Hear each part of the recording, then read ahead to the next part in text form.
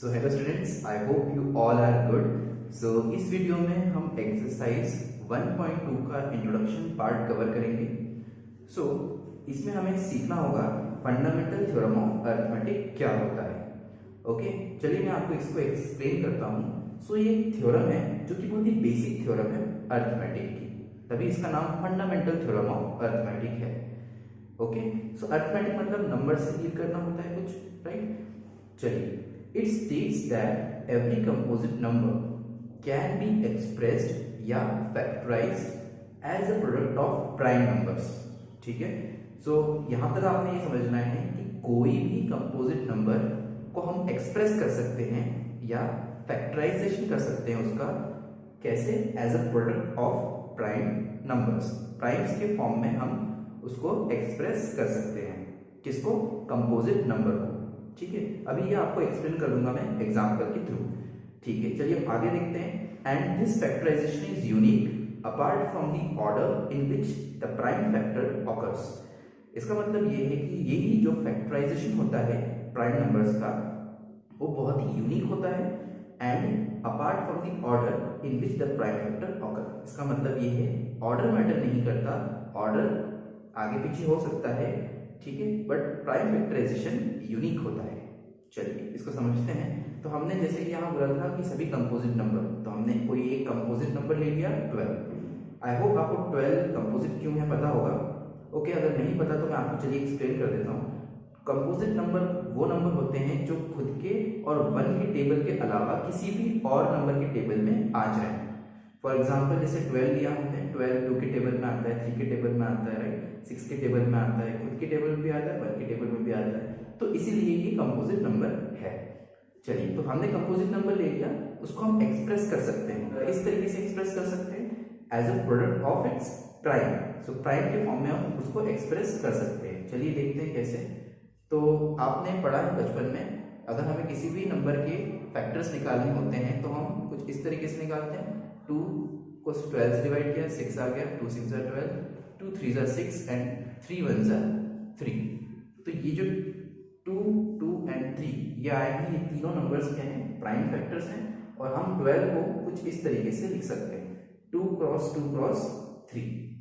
ठीक है, तो हमने 12 को, जो कि कंपोजिट नंबर है, उसको हमने प्रोडक्ट ऑफ प्राइम के फॉर्म में लिख दिया। देखिए 12 को आपने क्या लिख दिया? प्राइम नंबर्स के प्रोडक्ट के फॉर्म में उसको लिख दिया।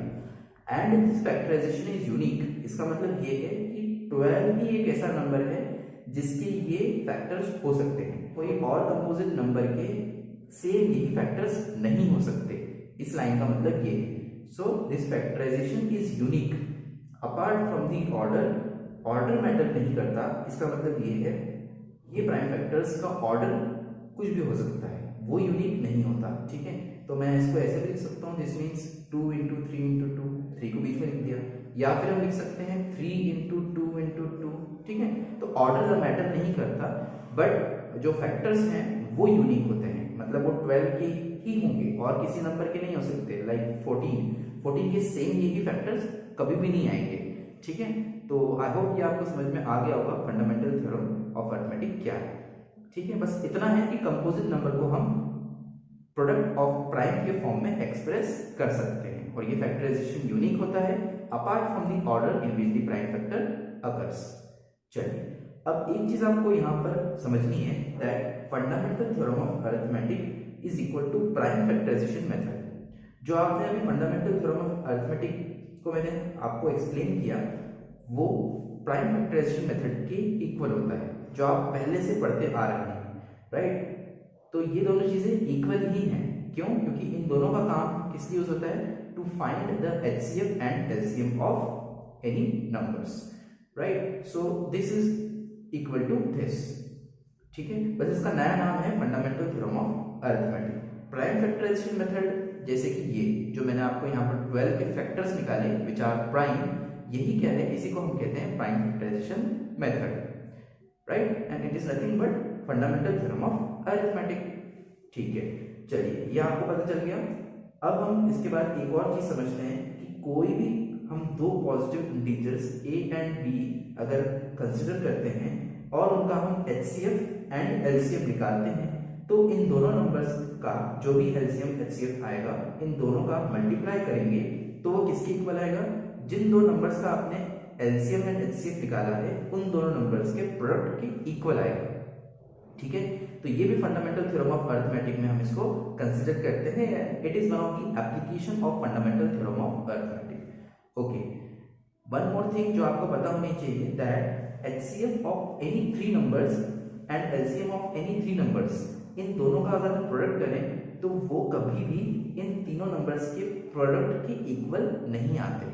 ये जो हमने स्टेटमेंट लिखी है, this is only applicable for any two numbers. So दो नंबर्स पे ही आपका ये जो स्टेटमेंट है कि HCF cross LCM is equals to A into B, यानी product of two numbers, right. Product of three numbers possible नहीं हो पाएगा। चलिए ठीक है, आई होप ये आपको क्लियर हो गया होगा, लेकिन हम इसका एक क्वेश्चन जरूर करेंगे ताकि आपको बेटर क्लैरिटी हो जाए। सो स्टूडेंट्स, हम एक एग्जांपल देख लेते हैं एचसीएफ और एलसीएम के ऊपर। तो क्वेश्चन में यहाँ लिखा है, find LCM and HCF of 6 and 20 by prime factorisation method. तो यहाँ आपको एलसीएम एंड एचसीएफ कैलकुलेट करना है इन टू इंटीजर्स का यूजिंग प्राइम फैक्टराइजेशन मेथड। तो सबसे पहले तो आप प्राइम फैक्टर्स लिखेंगे। सो 6 के प्राइम फैक्टर्स क्या होंगे? सो जब आप इसको करेंगे तो 2 से आप डिवाइड करेंगे, 2 3 ज़ा 6 एंड 3 1 ज़ा 3। सो इसके प्राइम फैक्टर्स आ गए 2 and 3, जिनको हम प्रोडक्ट के फॉर्म में लिखेंगे। देन इसके बाद नेक्स्ट नंबर है 20। इसको अगर हम लिखें तो इसको हम डिवाइड करेंगे 2 से, क्योंकि लास्ट मतलब यूनिट डिजिट पे 0 है।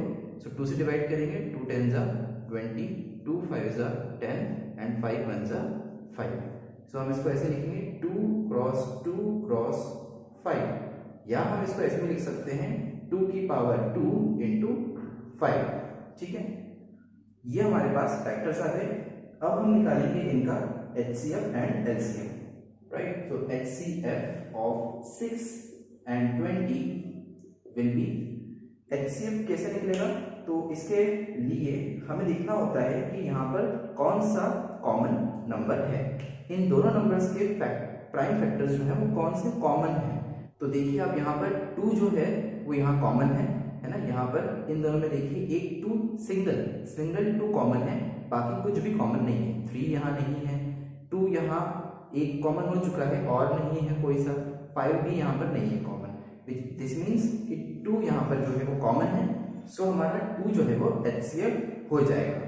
अब इसका दूसरा तरीका ये है जो आपको इस क्लास में पढ़ाया जाएगा कि जो भी यहाँ पर प्रोडक्ट है smallest power of common prime factor का, वही एचसीएफ होगा। मतलब कि जो स्मॉलेस्ट पावर वाले कॉमन प्राइम फैक्टर्स होंगे उनका प्रोडक्ट एचसीएफ होगा। चलिए मैं यहाँ लिख देता हूँ आपको। तो this means product of smallest power of each common prime factors. तो जो कॉमन प्राइम फैक्टर्स हैं लेकिन कैसे, स्मॉलेस्ट पावर वाले। तो चलिए इसको हम ऐसे लिख देते हैं 2 की पावर 1 एंड 3 की पावर 1। हाँ, इन दोनों को हम ऐसे लिख सकते हैं, राइट। इसी तरीके से यहाँ पर हम इसको क्या लिख रहे थे, 2 की पावर 2 एंड 5 की पावर 1। ठीक है, तो यहाँ पर आप देख सकते हैं कि यहाँ पर कॉमन क्या है, कॉमन यहाँ 2 है और इस कॉमन फैक्टर की स्मॉलेस्ट पावर कौन सी है, 1, विच मीन्स ये आपका क्या है, HCF। ठीक है, आई होप ये क्लियर आपको हो गया होगा। अब इसी तरीके से एलसीएम हम देखते हैं। तो यहाँ एलसीएम हम पहले कैसे करते थे, तो जो कॉमन फैक्टर्स हैं उनको लिखते हैं और जो अनकॉमन है उनको भी हम लिखते हैं और सबका मल्टीप्लाई कर देते हैं, ऐसे ही करते हैं एलसीएम। ठीक है, तो यहाँ पर आप देखो, यहाँ पर कॉमन क्या है, यहाँ पर आप सिर्फ इन दोनों रोज में देखना, कॉमन क्या है 2। ठीक है, इसको हम मल्टीप्लाई करेंगे, इसको हमने एक बार लिख दिया, फिर जो कॉमन नहीं है उन सभी को लिखेंगे। सो 2 यहाँ ये वाला 2, देन 3 एंड देन 5। सो आपने ये सभी को मल्टीप्लाई करेंगे तो आपको क्या मिल जाएगा, एलसीएम मिल जाएगा, विच इज इक्वल टू 60। तो हम ऐसे निकालते थे एलसीएम।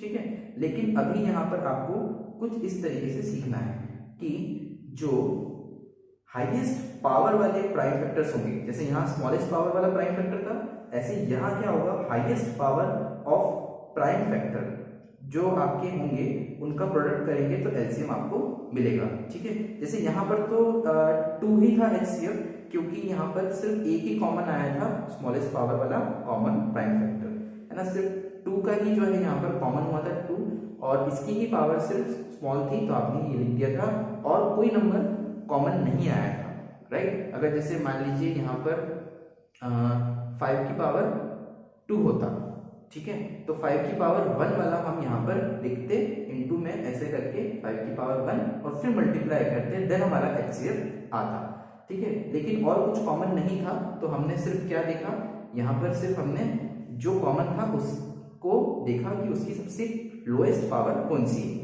लोएस्ट पावर ये थी तो हमारा HCF आ गया। चलिए, तो एलसीएम में हमने क्या देखना है, हाईएस्ट पावर देखना है। सो हाईएस्ट पावर देखो आप यहाँ पर क्या है, 2 की पावर 2 है, राइट। 2 की पावर 2 है और ये कॉमन भी है एंड इसकी पावर ज्यादा है तो आपको लिखना होगा 2 की पावर 2, है ना, ठीक है।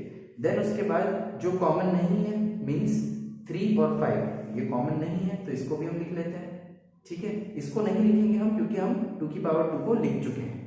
तो कॉमन देखना है आपको, उस कॉमन में उसकी हाईएस्ट पावर कौन सी है उसको लिखना है एक बार।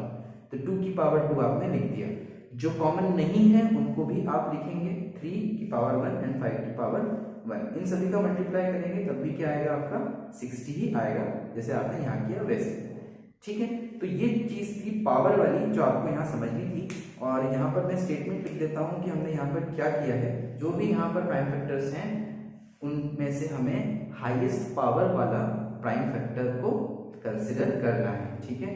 चलिए, आई होप ये आपको क्लियर हो गया होगा। सो स्टूडेंट्स, अब हम देखते हैं एक ऐसा क्वेश्चन जो फंडामेंटल थ्योरम ऑफ अरिथमेटिक का एक एप्लीकेशन है।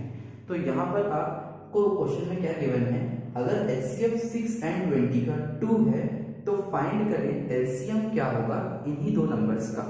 तो मैंने आपको अभी कुछ देर पहले बताया है कि जो HCF होता है किसी भी 2 पॉजिटिव इंटीजर्स का अगर हम निकालें और एलसीएम भी उन्हीं दो पॉजिटिव इंटीजर्स का अगर हम निकालें और उन दोनों का मल्टीप्लाई कर दें जो भी हमारा HCF एलसीएम आया है और उसको हम चेक करें कि वो A और B के इक्वल आता है कि नहीं, तो वो बिल्कुल आता है।